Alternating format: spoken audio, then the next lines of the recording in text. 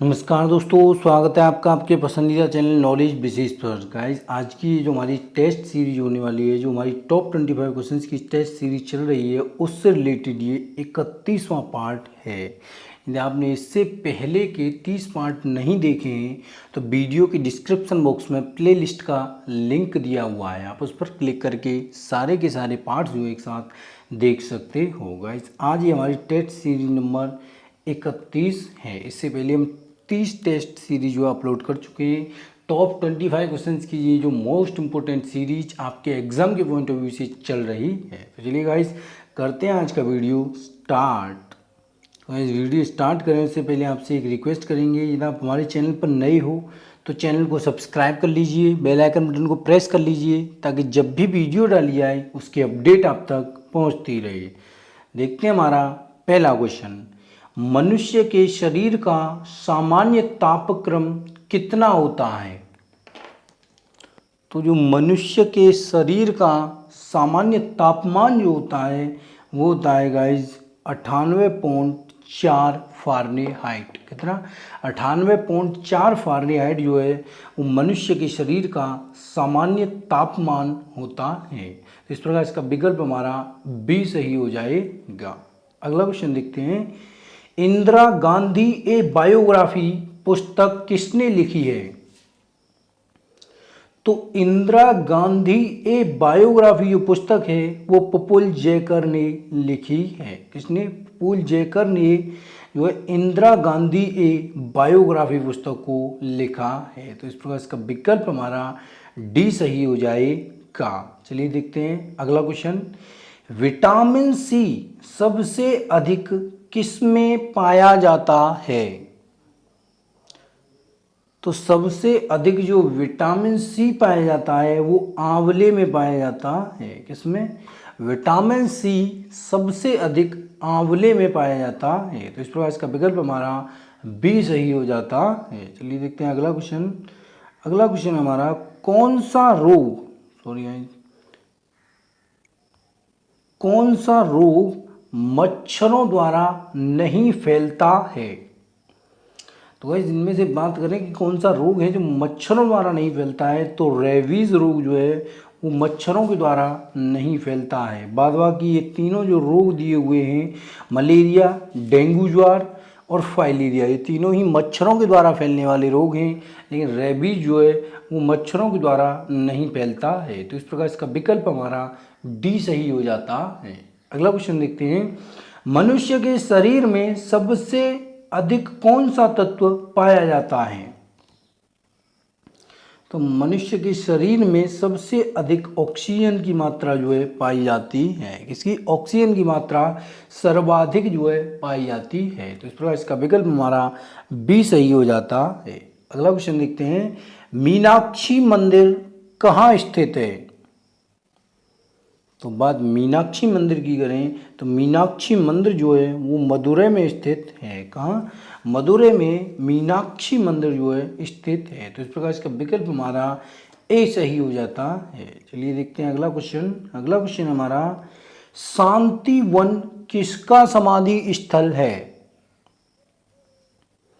तो शांतिवन की बात करें तो शांतिवन जो है पंडित जवाहरलाल नेहरू जी की समाधि स्थल है। समाधि को क्या कहा जाता है? शांतिवन जो है कहा जाता है। देखते हैं हमारा अगला क्वेश्चन। महात्मा बुद्ध ने अपना पहला उपदेश कहाँ दिया? तो महात्मा बुद्ध जी ने जो अपना पहला उपदेश दिया था वो सारनाथ उत्तर प्रदेश में दिया था। कहाँ? सारनाथ उत्तर प्रदेश में महात्मा बुद्ध जी ने 5 साधुओं को जो है अपना पहला उपदेश दिया था। तो इस प्रकार इसका विकल्प हमारा सी सही हो जाएगा। चलिए देखते हैं अगला क्वेश्चन। अगला क्वेश्चन है हमारा सूर्य के प्रकाश से कौन सा विटामिन प्राप्त होता है? तो सूर्य के प्रकाश से जो विटामिन प्राप्त होता है वो होता है विटामिन डी। कौन सा? सूर्य के प्रकाश से विटामिन डी जो है प्राप्त होता है। तो इस प्रकार इसका विकल्प ही हमारा डी ही सही हो जाएगा। चलिए देखते हैं अगला क्वेश्चन। अगला क्वेश्चन है हमारा जय हिंद पद सबसे पहले किसने अपनाया? तो गाइस जय हिंद को सबसे पहले अपनाने वाले व्यक्ति कौन थे? सुभाष चंद्र बोस। सुभाष चंद्र बोस जी जो थे उन्होंने ही जय हिंद को सबसे पहले कहा था। तो इस प्रकार इसका विकल्प हमारा गाइस बी सही हो जाएगा। चलिए देखते हैं हमारा अगला क्वेश्चन। अगला क्वेश्चन हमारा 1857 ईस्वी का विद्रोह कहाँ से शुरू हुआ था? तो गाइस जो 1857 ईस्वी का जो विद्रोह शुरू हुआ था वो हुआ था मेरठ से शुरू हुआ था। तो इस प्रकार इसका विकल्प हमारा डी सही हो जाएगा। गाइस वीडियो में आगे बढ़ने से पहले आपसे एक रिक्वेस्ट करना चाहेंगे, यदि आप किसी भी सोशल मीडिया प्लेटफॉर्म से जुड़े हो प्लीज़ गाइस आप इस वीडियो को जितना ज़्यादा से ज़्यादा हो सके शेयर कीजिए, ताकि और भी हमारे जो भाई कम्पिटिटिव एग्जाम की तैयारी कर रहे हैं उन तक ये वीडियो पहुँच सके। चलिए गाइस देखते हैं हमारा अगला क्वेश्चन। 1857 ईस्वी के विद्रोह के समय भारत का गवर्नर जनरल कौन था? तो 1857 ईस्वी का जो विद्रोह हुआ था तो उस समय हमारे भारत के गवर्नर जनरल थे लॉर्ड कैनिंग। कौन? लॉर्ड कैनिंग जो है वो भारत के गवर्नर जनरल थे। जो 1857 ईस्वी का विद्रोह मेरठ से जो है प्रारंभ हुआ था। तो इस प्रकार इसका विकल्प हमारा बी सही हो जाएगा। चलिए देखते हैं अगला क्वेश्चन। हर्ष के बारे में जानकारी किसकी रचना से मिलती है?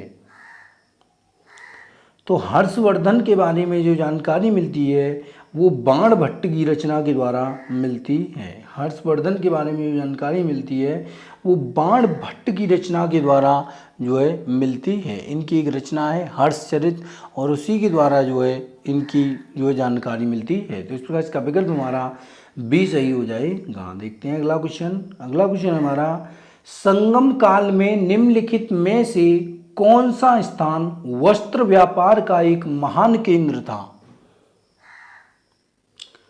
तो संगम काल में वस्त्र व्यापार का महान केंद्र था गाइस उरैयूर।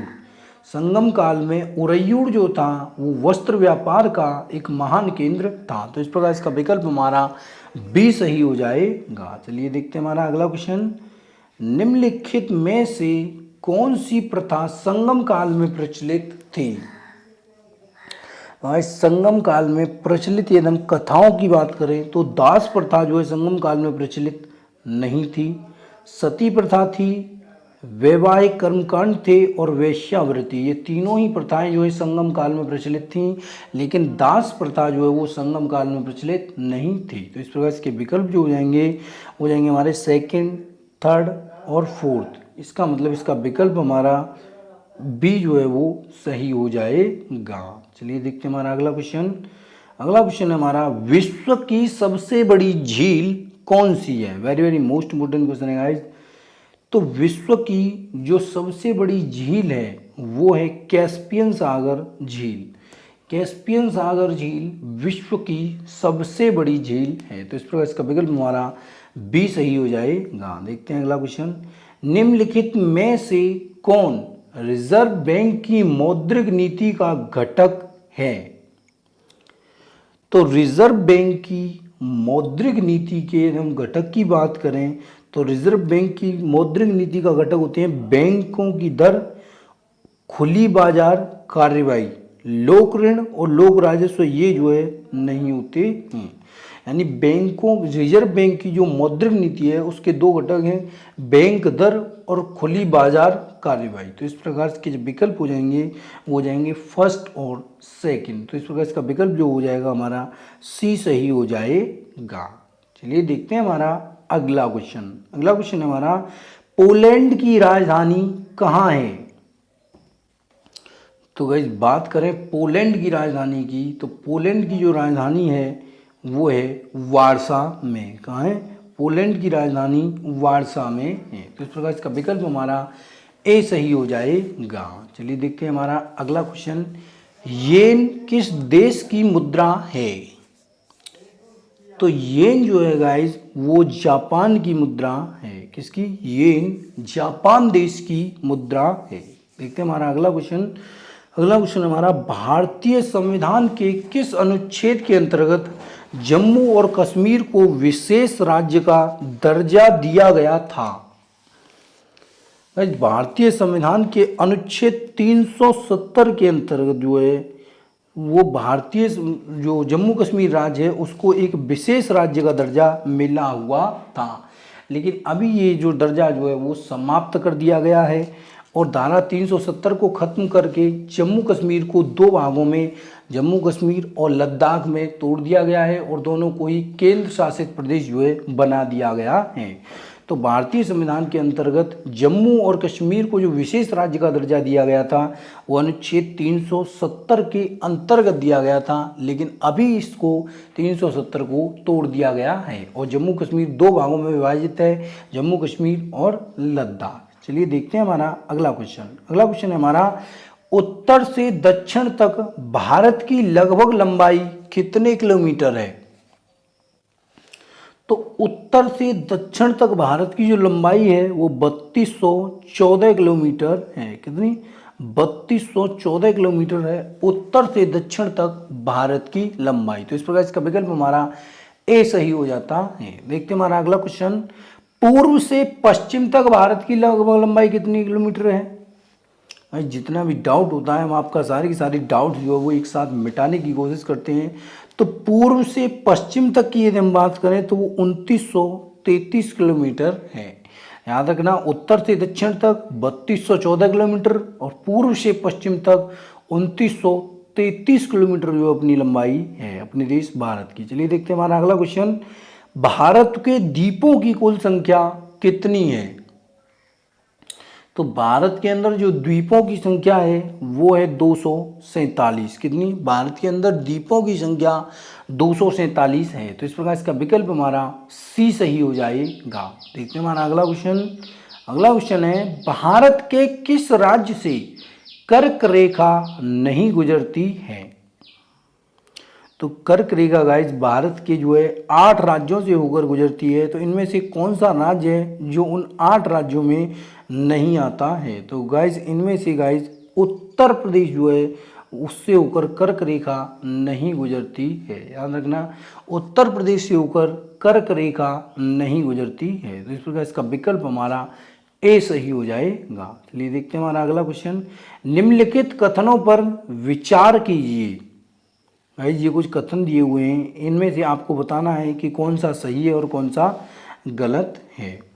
तो देखते हैं, भारत में किसी राज्य की विधान परिषद आकार में उस राज्य की विधानसभा के आधे से अधिक बड़ी हो सकती है? नहीं गाइस, ये जो हमारा किसी भी तरीके से पॉसिबल नहीं हो सकता है। किसी राज्य का राज्यपाल उस राज्य की विधान परिषद के नाम को निर्देशित कर सकता है? ऐसा भी पॉसिबल नहीं है। यानी ये दोनों ही क्वेश्चन जो हमारे गलत दिए हुए हैं उनमें पूछा है कि कौन सा कथन सही है, उपरोक्त कथनों में से कौन सा कथन जो है सही है। तो गाइज ना तो इसमें एक ही सही है और ना ही इसमें दो सही है। तो यानी इसमें से कोई भी जो है बिल्कुल सही नहीं है। तो इसका आंसर हो जाएगा हमारा डी, न तो एक और नहीं दो, क्योंकि ये दोनों ही प्रश्न जो है हमारे गलत हैं। तो इस प्रकार इसका विकल्प हमारा डी सही हो जाएगा। गाइस यदि आपको वीडियो पसंद आई हो तो इस वीडियो को जितना ज़्यादा हो सके सोशल मीडिया ग्रुप में शेयर कीजिएगा। चैनल पर नए हो चैनल को सब्सक्राइब कर लीजिए, बेल आइकन को प्रेस कर लीजिए ताकि जब भी वीडियो डाली जाए उसकी अपडेट आप तक पहुँचती रहे। धन्यवाद।